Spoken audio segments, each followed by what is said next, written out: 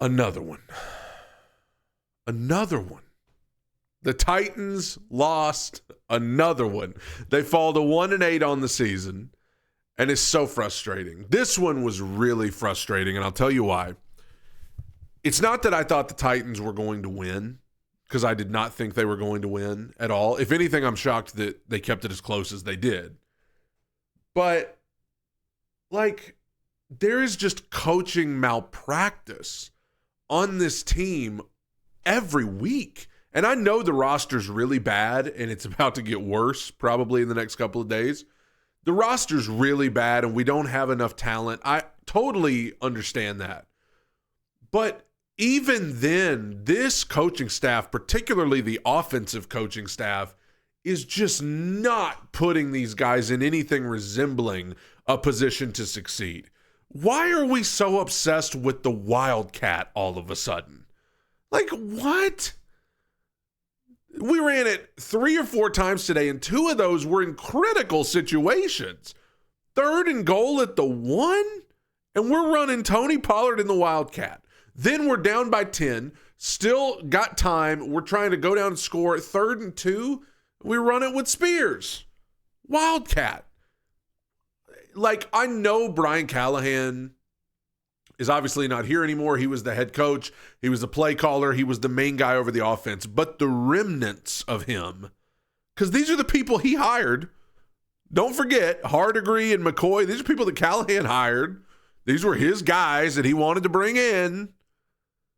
And I said it last week. He assembled a staff full of people that believed in his vision. Boy, did he. This Wildcat stuff, it's just, you got the announcers on the game that are like, what? And let me tell you what bothers me the most about this sudden obsession with running Wildcat in critical situations.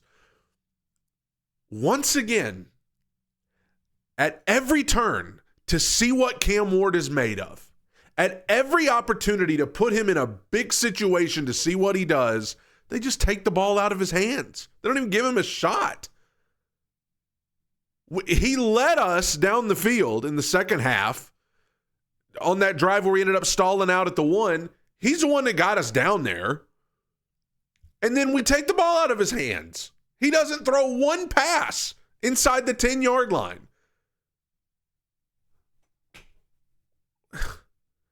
You're not even – what is he supposed to take away from that? Then on the drive, we ended up getting a field goal where we tried the Wildcat on 3rd and 2. He got us down there again. And then we take the ball out of his hands. At every chance that we've had, that this offensive coaching staff has had to just put the ball in Cam's hands and say, hey, bud, do whatever you're going to do. We picked you first overall. Show us what you got right here. At every turn, last week, 4th and 3 at the Colts 42, down by 10, we punt. We don't even give the kid a shot. And I thought Cam Ward really struggled in the first half of this game especially. Obviously, you had the 1 3rd and long where he had Van Jefferson wide open and just threw a duck. That thing was quacking as it went through the air.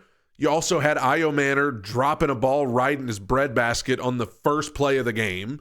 You had one where he threw it up to Van Jefferson, and Jefferson was totally in position to draw a DPI and just didn't get physical enough. So you had some instances of that, but Cam missed a couple in the first half as well. But I thought Cam Ward rebounded nicely in the second half, made some nice plays to Io Manor. And here's another thing regarding Gunnar Helm.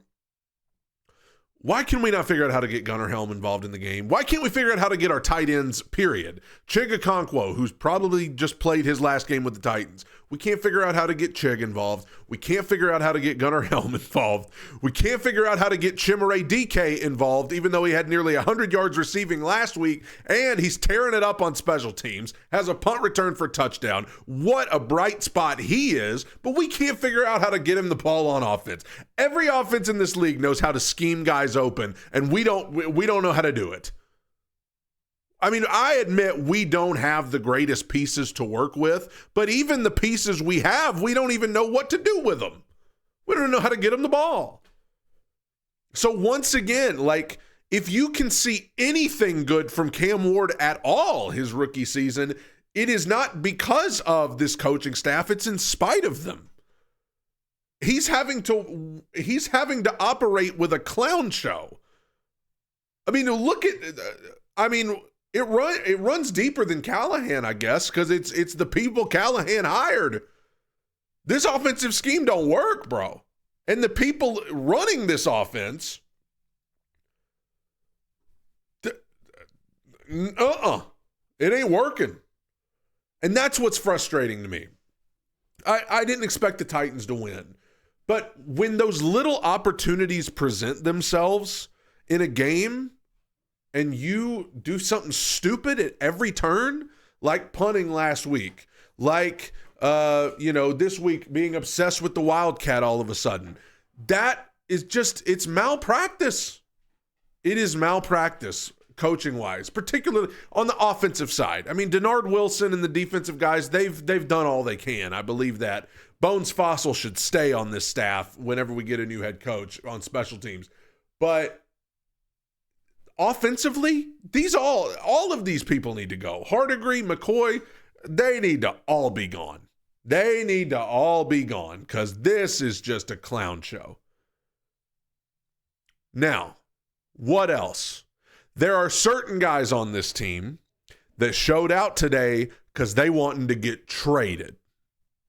There's certain guys on this Titans roster, I'm looking at you, Draymond Jones, suddenly came to life today and had an awesome game for the Titans. He wanted to get traded. I'm looking at you, Sebastian Joseph Day, who had his best game for the Titans. He's trying to get traded. I'm looking at you, Jihad Ward, who's been doing some good stuff here and there, but he did some stuff today. He's trying to get traded. I mean, you got some of these guys. Cody Barton with a pick six. I think Cody Barton might be hoping he gets traded. Like, there's some guys who were auditioning for other teams today, and it gave them a little pep in their step. And that leads me to trades. The Titans are going into a bye week, mercifully going into a bye week. Thank God. I'm going on vacation and I'm going to just forget about it all for a few days. But the Titans are off. And when they come back from that bye, I think this team is going to look a whole lot different. This team's going to look a whole lot different when they come back because Draymond Jones, Arden Key, Sebastian Joseph Day, Jihad Ward, Chiga Okonkwo, Tony Pollard, Kevin Zeitler, Calvin Ridley, Andre Sweat. I hope not, but you might have a good chunk of these guys gone by the next time the Titans take the field. The trade deadline is Tuesday. You got 48 hours to figure out where these guys are going to go. And the Titans just need to get as many draft picks as possible. What else? I wanted to say this.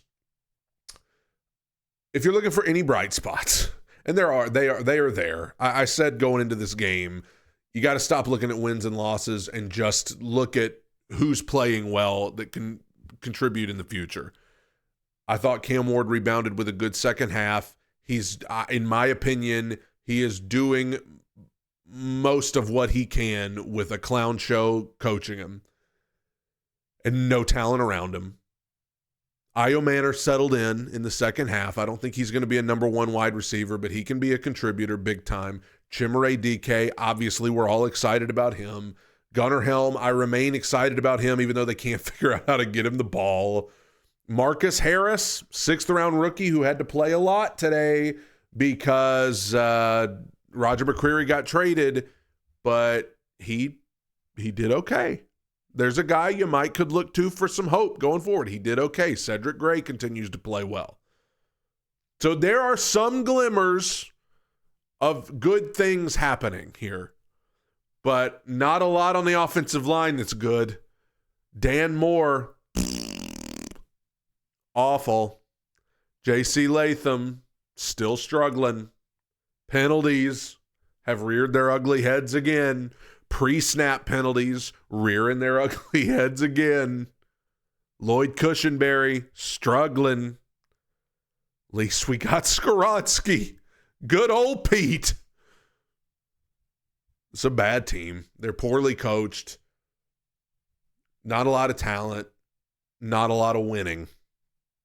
When they come back from this bye, still got to play Seattle. You ain't beating Seattle. Still got to play San Fran. You ain't beating them. Still got to play the Chiefs. You ain't beating the Chiefs. Like I said, this team's probably going to be unrecognizable by the time they come back from the bye because they're going to trade so many guys. So, another one. 1-8. See you tomorrow for Two Tone Talk. Tighten up.